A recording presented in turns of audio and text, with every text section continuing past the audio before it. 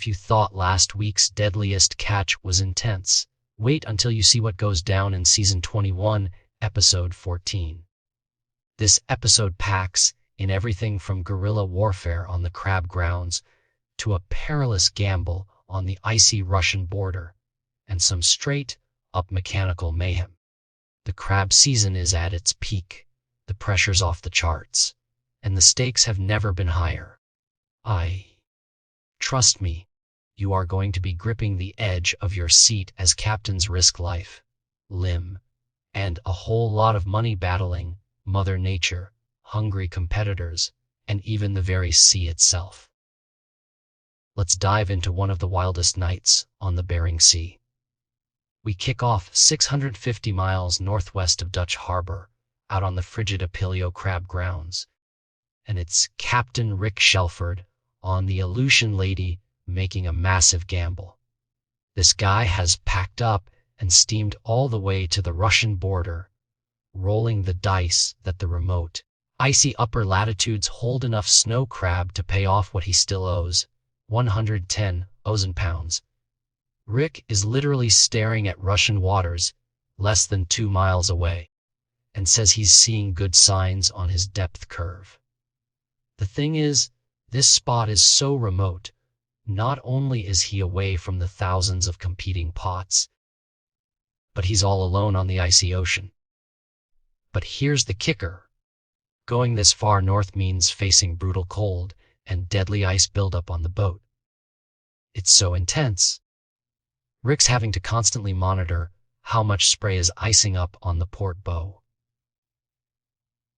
He knows that too much weight on one side can sink the Aleutian Lady, and with every turn, every drop of crab pots, the tension ratchets up.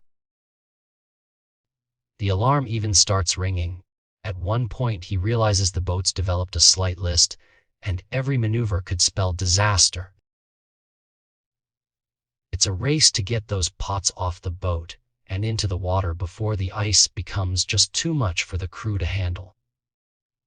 Switching gears 100 miles south, Sig Hansen is aboard the Northwestern, where things aren't much easier, but in classic Sig fashion, he's got decades of experience to draw on. And does he ever need it? One of the crab pumps breaks down, which is a massive crisis because if circulation stops, those crab can die fast. Luckily, Svein, a fellow sailor, has the exact shaft they need and delivers it just in time. The crew jumps to work installing the part while the boat's rolling around in the rough, icy seas. Every second counts. Nobody wants their catch to die en route. Sig's clock is ticking, the offload date is coming up, and everyone's thinking ahead to switching over to fishing for Bairdi once they're done here. Now, every time they pull a pot, the crew hopes for a motherlode, but it's a wild mix. Some pots come up empty, others have just a handful, but the crew keeps moving east, going deeper, desperate to hit the vein. It's classic Deadliest catch, a gamble, relentless conditions, and anxiety with every swing of the crane. Sig decides to push deeper, even knowing there's a risk of getting gear tangled or busted. If it pays off, it'll be worth it, but there are no guarantees. And that's not even mentioning the constant battle with the weather. Rolling waves threaten the safety of everyone on deck. Cut over to the southeast. 440 miles away on the Bairdi crab grounds, and things heat up even more. Captain Jake Anderson on the Titan Explorer has just returned after dropping an injured deckhand in Dutch Harbor. But instead of a reprieve, he finds his grounds crawling with crab, and crawling with trouble. A massive 300-foot factory trawler is moving in. These trawlers drag nets the size of football fields, swallowing up crab, gear, and destroying fishermen's livelihoods in seconds. Jake teams up with Keith Colburn, who's on the Wizard, and together they hatch a plan. deploying their gear as cluster mines to block the trawler's path and protect their catch. Keith, though, is battling more than just giant trawlers. His lower back is killing him, and he knows this trip is his last before heading to the doctor. Time is not on anyone's side.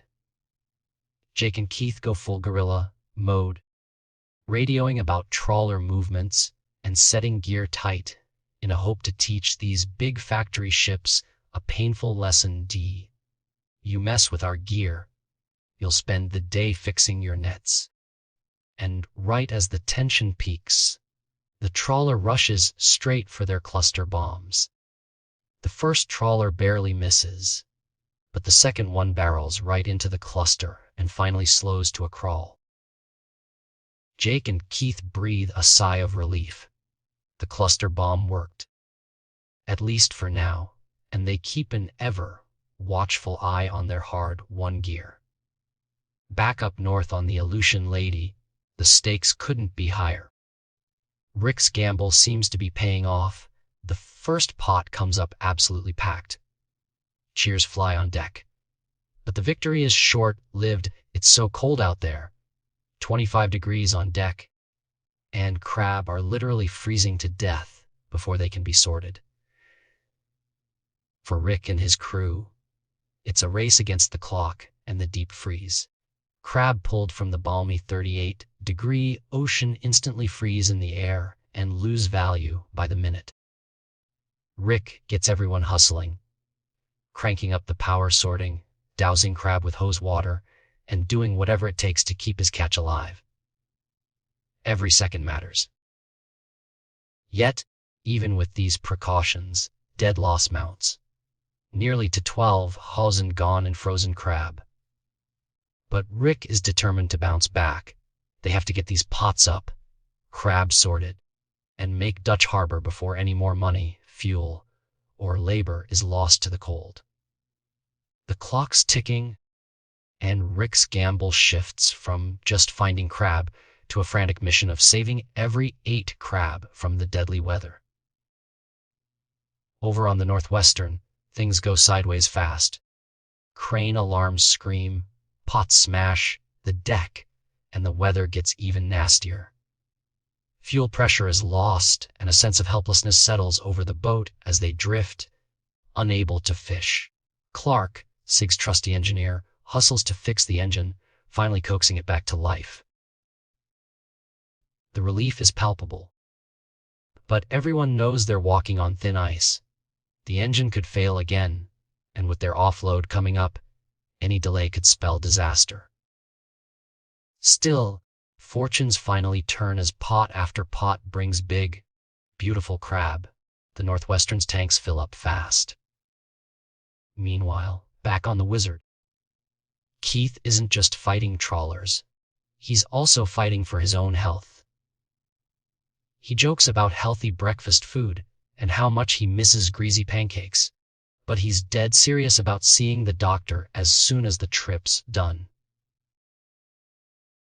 He and Jake monitor the trawlers, watch one narrowly avoid their gear, but celebrate as the second one finally hits cluster bombs and is forced to slow down and leave their sets undisturbed. A temporary win in the ongoing war for Crab. As the episode barrels to its end, all 3 captains face their final tests. Rick stares down the dead loss and vows to rally and recover. Sig's engine holds, barely, letting the crew race for an offload and hope for calm as Clark nurses his injury. Keith heads for town, back aching, but determined to find out how bad it is and get ready for more fishing. The crews celebrate, knowing each pot hauled was a battle won against the odds, the weather, and the competition. To wrap it all up, the season 21 episode 14 gives us everything Deadliest catch fans crave. The big gambles, nail-biting weather, bruising competition, victorious teamwork, and the ever-present fight for survival. The cluster bomb tactic was brilliant. Rick's icy gamble shows the razor-thin margins these captains live on, and Sig's resilience and problem solving are second to none. Crab might be worth 8 apiece, but the human stakes are so much higher. For every pot filled, there's blood, sweat, and frostbitten tears on the line. What did you think of this episode's insane guerrilla tactics and near disasters? Were Rick, Sig, or Keith your MVP? Drop a comment below with your favorite moment. Hit that like button if the stress on deck got your heart pumping. Share this recap with your fellow Deadliest Catch fans. And don't forget to subscribe for more breakdowns and wild adventure on the Bering Sea. See you next time.